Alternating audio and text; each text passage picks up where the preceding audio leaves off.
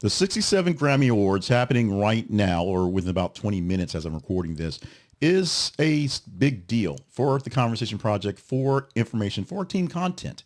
Personally, I've not watched the Grammys in years. I had an old girlfriend who used to watch it every single year because she loved the award shows, and that was 25 years ago.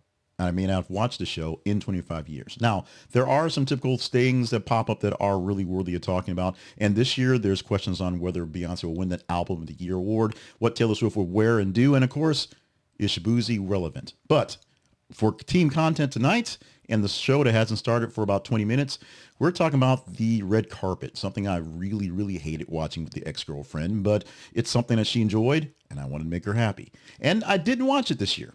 But I've got social media, and trust me, you guys have got me up to speed on three big, bold choices that happened so far on the red carpet, making their way into the show. Now, let's start off with the Smith kids, both Jaden and Willow. And a reminder that Will Smith and Jada Pinkett Smith said that they don't say no to their kids.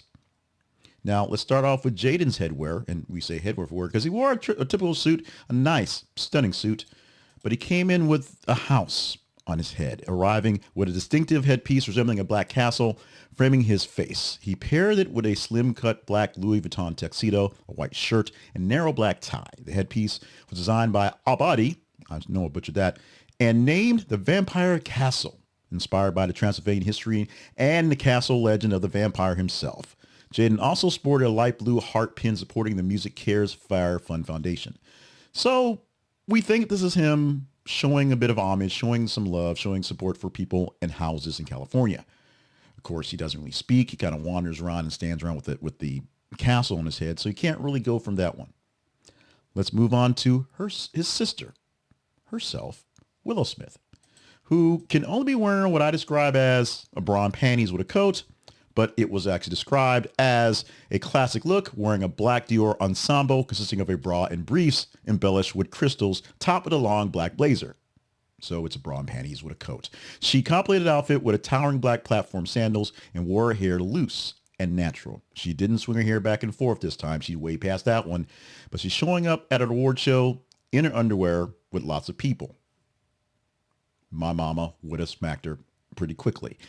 And finally, the daring appearance, so says ChatGPT, of Bianca Censori, because it's not allowed to say curse words. Let's say provocative is one way to call it. It was a sheer mini dress. So if you're watching the video, those are actually clothes. She's actually completely covered up. And she had a black coat on top of it. But when she took it off in front of the cameras, yeah, your imagination can work on that right there. It was pretty much everything that can be seen was seen by everybody else. And luckily I found a picture that had the bars on it, so I didn't have to do it myself because I was a bit worried about getting that full ensemble. One, I was worried about watching Willow Smith walk around in bikini wear. And then I saw this one.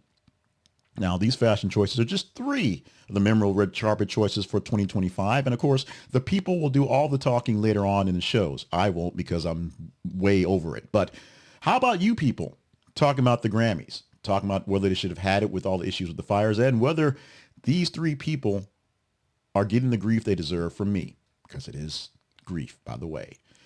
Your comments or lack of comments, very much warranted for this one.